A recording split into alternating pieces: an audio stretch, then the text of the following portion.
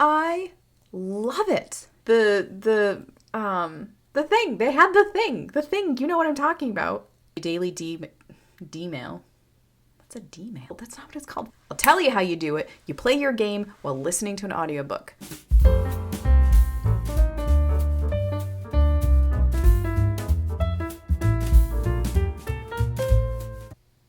Hey everyone, and welcome back to my corner of the internet. Let's get started. Today, I would like to talk to you about how you can read more for less money.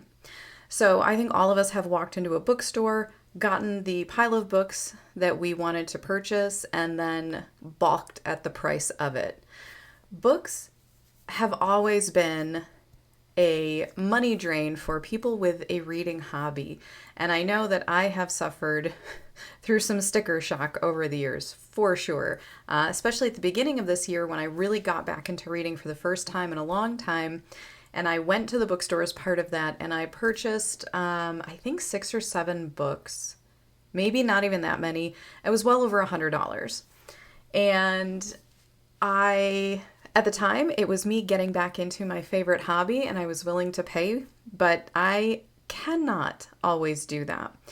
So I started looking for ways to spend less money while still reading the types of books that I wanted to read. So I've got some tips and tricks for you. Most of these you will be familiar with. I will say right off the bat, there's not a lot here that is completely brand new. However, I have 2 gems that I have personally not seen anywhere on booktube. I've never heard people mention them. I've never seen them mentioned in the comments. I've never seen them talked about as far as sponsors or recommendations or anything. Now, this is not to say that nobody has heard about these. This is not to say that people have not talked about these in their videos and recommendations. It's just that I've not come across them. But they have been invaluable to me, so I wanted to share those gems with you. The first thing is the library, your local library. This is a pretty obvious one. And like most people know, there are 2 main ways with your library to physically have a book. One, you can go to your library and you can check out a book or multiple books, take them home. You have them for a short period of time, and then you have to return them. This is great because it is free, unlike subscription services, and you have access to a pretty good range of materials. Downside, if you're like me, you don't want to touch other people's books. It is a thing I have. I'm not proud of it, but it is how I am. I love libraries. I love being in libraries. I love being surrounded by books. I don't like touching other people's books, though. So for me, a library is oftentimes not an option. There are also things that go along with that are actually a privilege that some people have that others do not. For one, having a local library near you. Having a local library near you that you have easy access to get to and from, because this is it's a free rental policy in that you can go and take books home, but you do have to return them after a certain period of time. And if you don't, there are fines incurred. So not everybody has easy access to get back to the library when they need to return their items. But libraries also oftentimes have book sales. I know there's one kind of in my area that every Saturday has a book sale, which is really cool. You can get almost brand new books for very, very cheap. Worth checking out. Transitioning along those lines, there are thrifted bookstores. These can be online or actual physical bookstores. I have one near me that is actually part of, at least in Michigan, quite a famous bookstore, thrifted bookstore. They have incredibly old books. They've got really rare books, jam-packed, really cool place. Again, I have the thing about other people's books and old books. I also hate the smell of old books. I have really, really bad allergies for mold and mildew and things. And so really old books, even my own old copies of books, I have had to get rid of because I can't deal with the allergic reaction that I have to those books. And I also really hate the smell of old pages. I know it's a thing. Almost everybody loves it. I do not.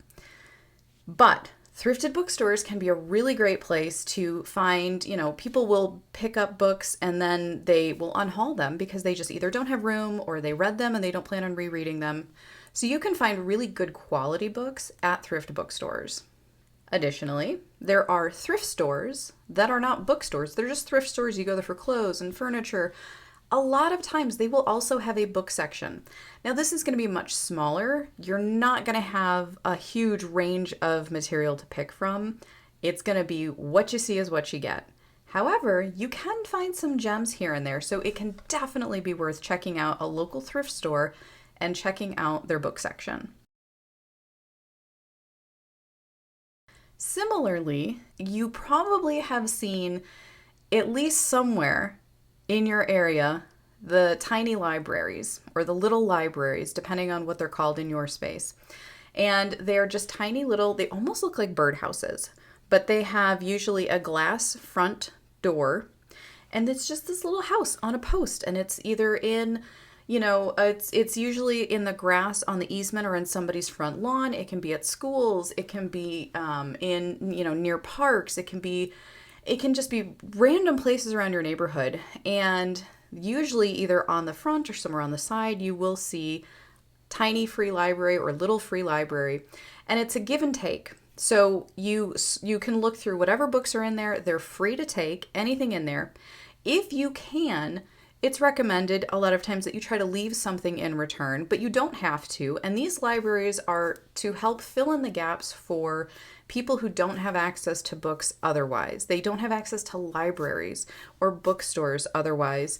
And this is where people can go and donate their books with the sole intent of other people benefiting from them. So again, they're going to be very tiny selections because these are just literally tiny little houses that are like, this big and maybe that deep. But they're usually, at least in my area, they're jammed full of books, and there's a huge range because everybody in the neighborhood is donating to it. So you're going to have a really, really wide range of books, and a lot of times they're in pretty good condition.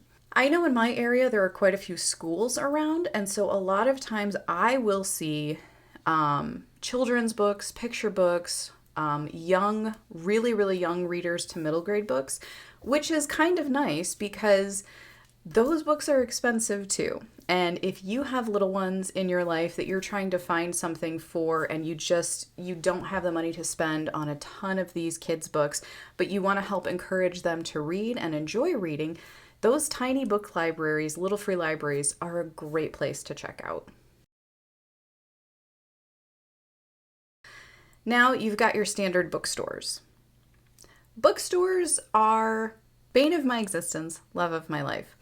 Like libraries, I love to be in a bookstore, but because they're new, I'm happier, I think, in a bookstore in that regard. I love the smell of a new book. I love opening up a new book. Sometimes I crack the spine, sometimes I don't. I don't really have a firm stance on that. It's just what that book tells me it wants to do. Bookstores are great, but like I said, they can be incredibly expensive, especially if you're looking for hardcovers. I think I'm in the minority here. I don't like hardcovers. I am not a hardcover fan. I appreciate the artwork. I appreciate the beauty on the jackets, the beauty on the actual bindings of the hardcover books when they're done well. They're too heavy for me to read comfortably. I tend to read in bed, and hardcover books are very large, they're awkward, they're heavy, and when they fall on your face because you're sort of falling asleep while you're reading, they hurt. And I really don't enjoy physically reading a hardcover. Do I like having them on my shelf because they look cool? Yes, I do. But I also don't like the jackets on hardcovers because it's part of that awkward reading experience to me. I think the hardcover jacket can be very beautiful, but it's going to get beat up as I'm reading the book, and then I have to take it off the book if I want to keep that jacket nice and pristine. But why do I have a jacket on it? Just make that the hardcover. It's a thing. I get really irritated by it. I personally don't like hardcovers.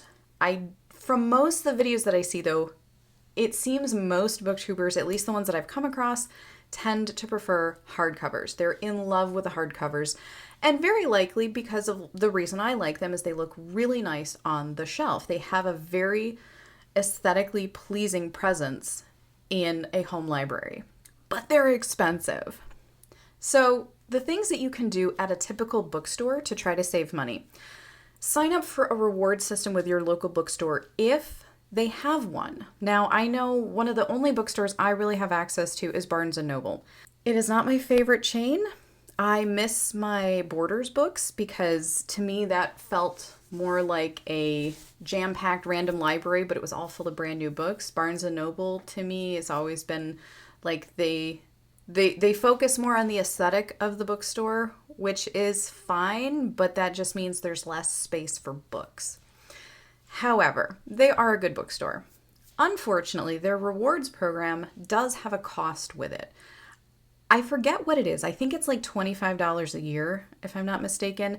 But then you do get 10% off of every book purchase, and then you are also eligible for further discounts on some of their online purchases. But if there's a free rewards program where for every dollar you spend, you earn X number of points, that's an option to consider, especially if you are in a position to buy books at that bookstore on a regular basis, whether they be full price or discounted. A rewards, especially a free rewards program, is never a bad idea because if you don't use it, it hasn't cost you anything, provided it's a free rewards program. And if you do use it, will you use it enough to make up for the annual fee on that rewards program? It's something to think about. But a lot of times when you sign up as well for mailing lists, emailing lists for bookstores, you'll also get coupons. You'll be notified of when they have sales. Buy one, get one free. 50% off certain select titles. I've seen really, really good sales that you might otherwise not have known about if you didn't sign up for those newsletters. So that's another option. The final option I'm going to talk about with bookstores is a bookstore credit card. Now, this is new to me. I got an offer in the mail from Barnes & Noble that they have a credit card. So the thing with it is they had a signing bonus with sign up for the card and you get a $25 gift certificate to Barnes & Noble. That alone was worth it to me. If I never use the credit card, I get $25 that I can spend at Barnes & Noble. I'm happy with that. With using their credit card, you will also earn points that you can then use as cash back, and I believe it's specifically for Barnes & Nobles. They have extra points if you use the card at a Barnes & Noble. So again, it kind of goes along the lines of that rewards program. If you're making purchases from that entity already, then take what they're going to give you as far as rewards to make it work for you. I will say, and I will say this about anyone ever getting a credit card, do not, if at all possible, do not use your credit card in place of money that you don't have. Pay off your credit card every month. Don't get sucked into the cycle of credit card debt, high interest rates. Credit cards are a very useful tool, but they are incredibly dangerous. They are completely 100% end stage capitalism working against you. You can make them work for you, but you have to be careful and you have to be knowledgeable about that card and you have to be in control of your finances.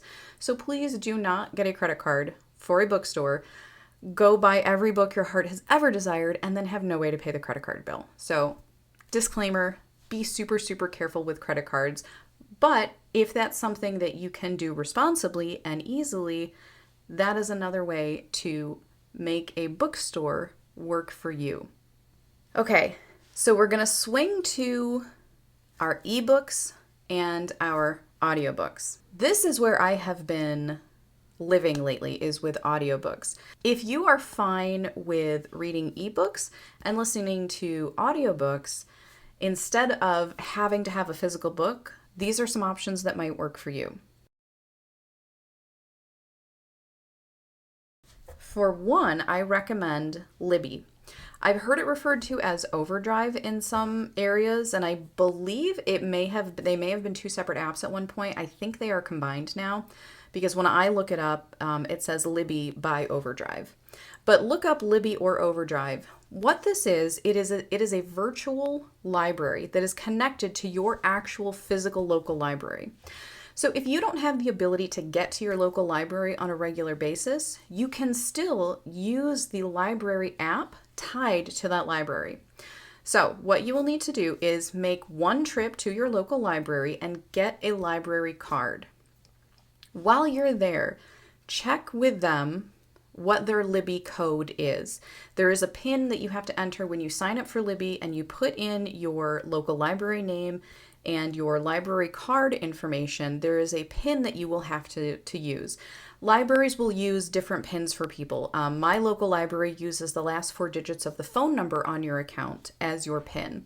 So you'll want to ask your library how they do it. This is great because you have now the same library privileges, but in an electronic format. You can look at the books that your library has available.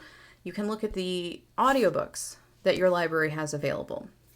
You can then place a request for a hold on anything in their available library. Some books and audiobooks will be available immediately. They'll have a different symbol. Others, it will give you an estimate on how long it will take for that hold to come in, and you can then check that out. And I believe the checkout time is 2 weeks. If you forget to check it back in, the system will automatically check it back in for you. If you need more time, you have the ability to request an extension on your hold. So, you're a week and 6 days in, you've got 1 day left, and you've got 7 chapters to finish. You're not going to get there. You can request a bit of an extension on that hold. The downside is that this is tied to your local library. This is not a nationwide network of libraries. And so if your library does not have e-copies or audiobook copies of a book that you want, you won't be able to get it. And I was a little surprised at some of the selection that was missing from my local library. Alternatively, though, what you can do is, like, the local library in my town is actually quite small because I live in sort of a small city. There are some very large cities right around me, though, with huge libraries, absolutely incredible libraries. So what you can do is, after you have a local library card from the city you live in, call around and check with your other local libraries, your large library systems, and see if you can get a library card from their location as well. There may be some restrictions. You may have to be a resident of that exact city, but a lot of libraries will work with you because they're connected a lot of times through a county network or some other library connection system. But the key part of it is usually that you have a library card from your hometown, your primary place of residence. And then that can open the door to connect and get library cards from the libraries in your surrounding cities. Those you can also tie to Libby. Now you've really expanded the amount of books, ebooks, and audiobooks at your disposal through the Libby app. Not only the total catalog, but the quantity as well. So your library may have 4 copies of a book, and it can take 14 to 18 weeks sometimes for your turn to get that book. If you add another library card from another library, they may go from 4 copies to 10 copies, and that may chop down the time that you have to wait to get your hold placed. I absolutely love Libby. It took me a little while to get used to the format and how long I had to wait for things and checking stuff out. It is very simple to use, but never having used any kind of library app, any kind of book checkout system, it took me a little bit of time to navigate through and kind of understand how I could use it best for myself. But I highly recommend Libby, Overdrive, or another app that your area might use. I think there's another one, and I cannot think of the name of it. Another YouTuber has mentioned it, Hooper? If I can think of it during editing, I'll put it up here. Hoopla. It's Hoopla. So check around for your local area, what they have available as far as ebook and audiobook checkouts. Now we're going to get into some subscription services. There's 2 main ones that I'm aware of, Audible and Scribd. Let's start with Audible. I did not understand how Audible worked when I was first signing up for it, and I gotta say I was very frustrated by the terms of service once I understood how it worked, because to me, it wasn't sold that way. I understand the business model. I understand how they do what they do and why they do it that way. And it's not that I disagree. It's that they tend to market it a little deceptively, in my opinion. And that's the part that bothers me. So Audible is a subscription service where you will spend about $15 a month. And really what that buys you is one single credit that you can spend on a book. So what you will do is look for the audiobook of what you want to listen to. And you will use that one credit on that one book. Note, there are a lot of free books on Audible. The thing is, most of the time, the free books are not what you are looking for, especially if it's a new release, if it's a very popular release, and if it's a classic. I was very surprised to find that a lot of classic audiobooks that I would have assumed would be free are in fact not. So you get one credit a month, you get one book. You're basically doing something sort of like Book of the Month, which I'm really not going to cover in this video because it's everywhere. But you're basically buying a service to say you have $15 a month taken out and you get one audiobook of choice, regardless of how expensive that audiobook normally is. You then have to wait for your next month's subscription to get another credit. To me, it was not marketed this way. It was marketed as there's a ton of free audiobooks, and with your subscription service, you have access to this huge library. Well, you have access to it with one credit a month. There are a lot of podcasts. There is a lot of free content, but like I said, be warned, it is very likely not the audiobooks that you want to listen to. That's likely not why you're there. Now, the nice thing about Audible is that you then own that audiobook. Even if you cancel your subscription with Audible and you never sign up with them again, you still own that audiobook and have access to it. So it is purchasing an audiobook. Comparatively, Scribd is the other subscription service. Now this is different. This is about $12 a month for unlimited content. Scribd has more ebooks. It has more PDF documents, more academic things, as well as audiobooks. Audible is far more centered on the entertainment and podcast audiobook realm. Scribd is more of a mix between actual electronic format books and academic documents, as well as their audiobook selection, which is quite large. Again, the problem that I have with this is deceptive marketing. They will try to sell you on their unlimited collection, calling it the Netflix of the book world. Be warned, this is not unlimited. This is throttled. So you know how you'll have a cell phone plan that says unlimited data, but after you've used a gig's worth of data in a month, your speed of your device is cut by like half until the next billing cycle, and then your speed comes back up? That's Scribd. It's unlimited in the sense that they have everything and you have access to everything, but once you reach a certain point in the month of how many ebooks you've read or how many audiobooks you've listened to, they then throttle your service down and remove access to a lot of content until the day of the next billing cycle starts. So basically, you have an algorithm deciding whether or not you will have access to something at that given time.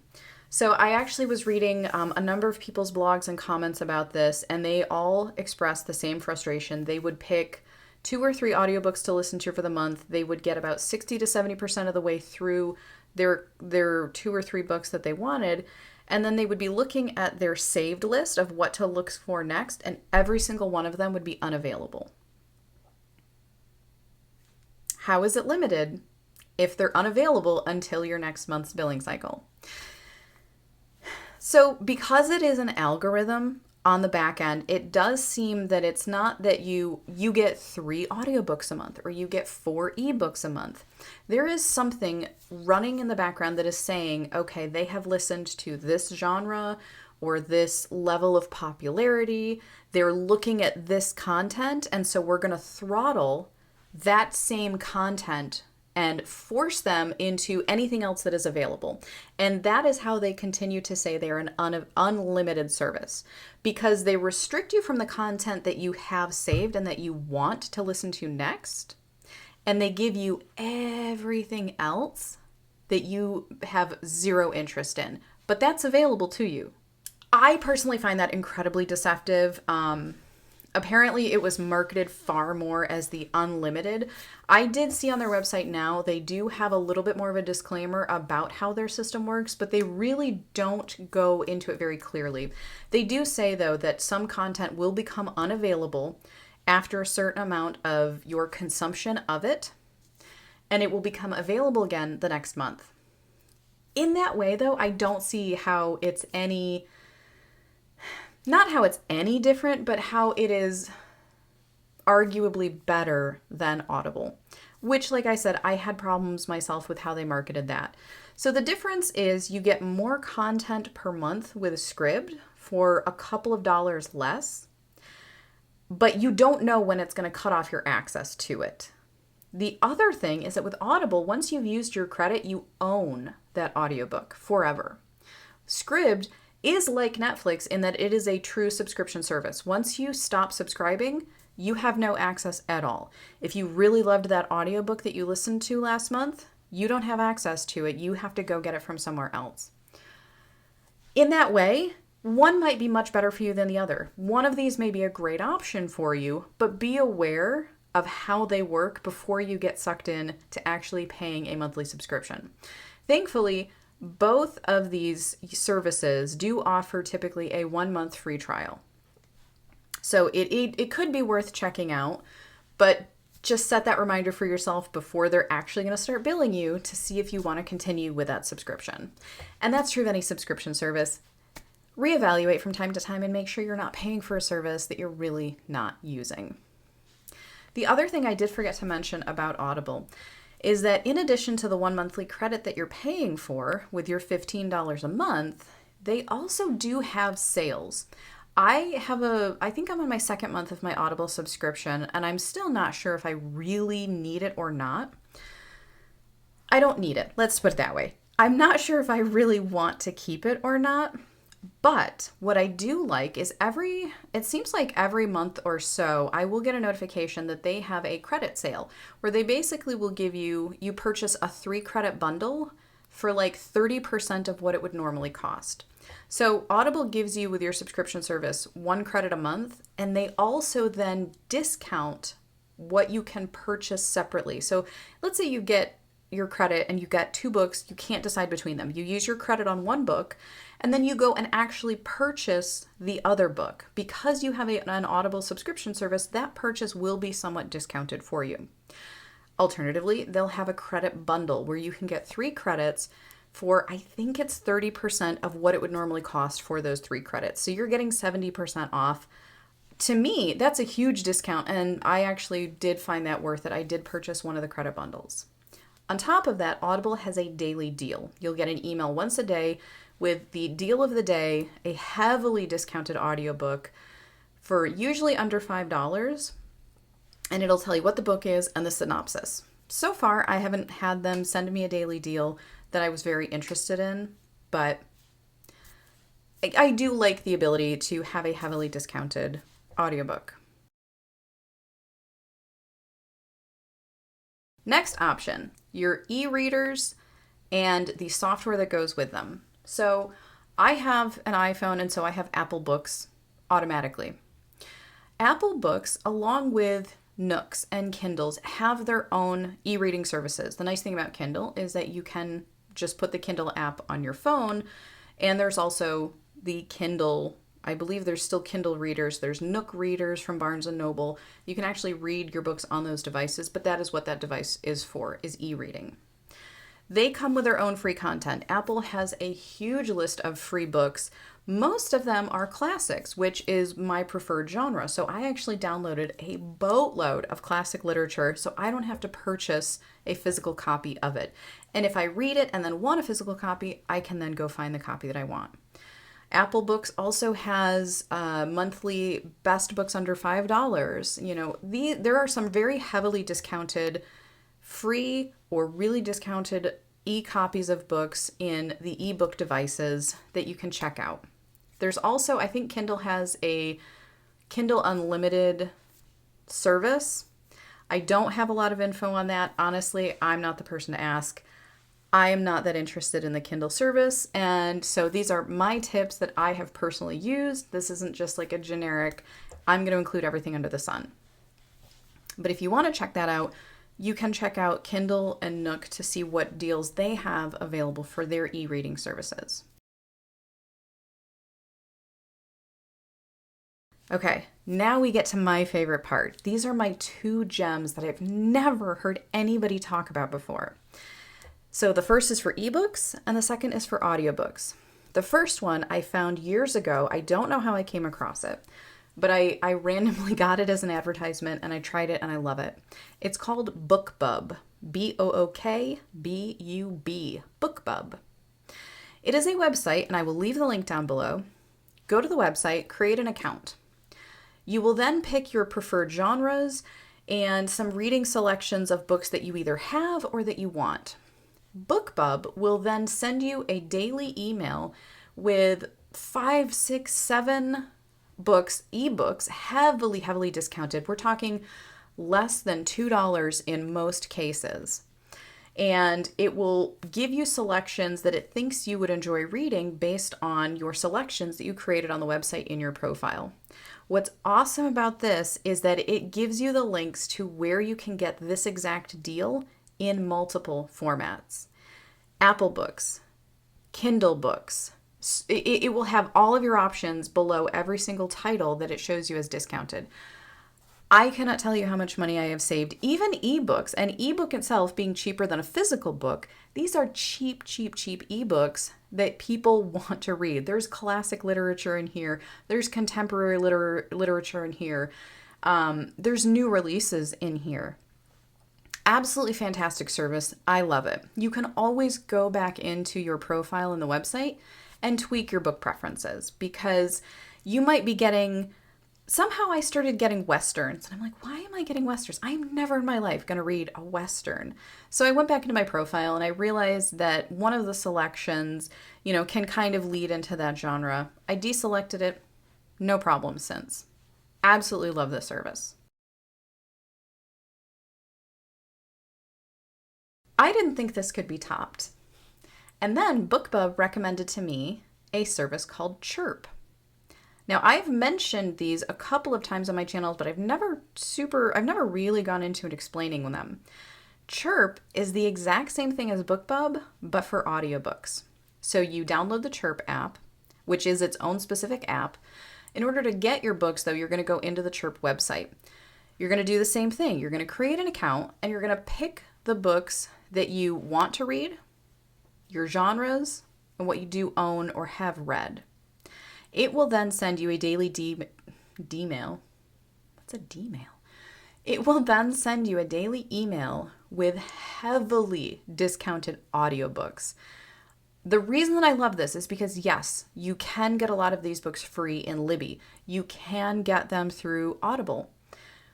But for a $35 audiobook, if you can own it for $4 or less, I cannot even explain to you how much money I have saved and how much my reading has increased because I have done this. I have gotten almost all of my Agatha Christie novels on Chirp heavily discounted. I have Neil Gaiman. I have Edgar Allan Poe. I have The Chronicles of Narnia. I have, I think it's through Chirp that I got my Lord of the Rings series read by Andy Serkis, and I got them just beautifully discounted. The other great thing actually about both services is that you can also go in and search for a specific title and put it on your wish list. They will send you a specific email if that wish list item goes on sale. So you don't have to just hope that their algorithm is going to pick up and know that you want this specific book if it goes on sale. Put it on your wish list. You'll get notified to say, hey, $25 for your audiobook. It's on sale for $1.99. I love it. I love it. I have picked up books I would never have picked up otherwise. I am willing to try stuff because I don't have a 2-week time limit to try to say with Libby, I've got to get this read. I've got to get this read. And if you're pressuring yourself because you want to read the book, but you don't have time, you're just not going to enjoy it if you force yourself to go through it at the time. I absolutely love these two services, and of the two, I love Chirp the most because I have become so incredibly dependent on audiobooks. I don't have time to physically read, but I can listen to an audiobook while I'm driving. I can listen to an audiobook while I'm working, provided I'm not doing anything too complicated, while I'm cooking, while I'm just playing video games.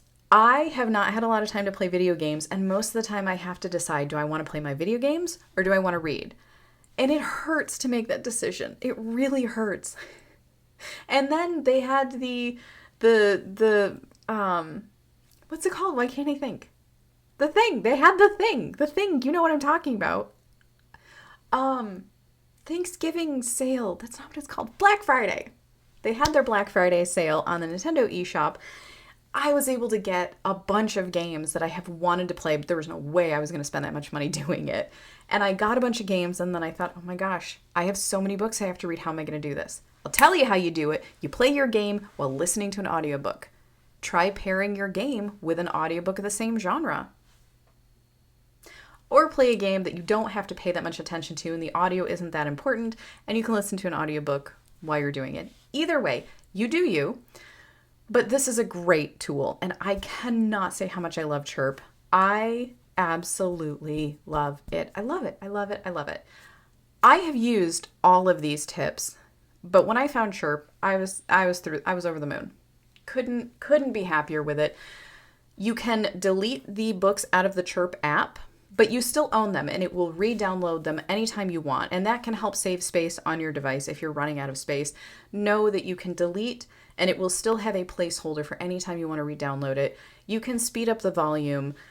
You can have it in driving mode so that the controls are huge and very, very simple in case you want to, pause or play while you're driving. Be careful while driving, people.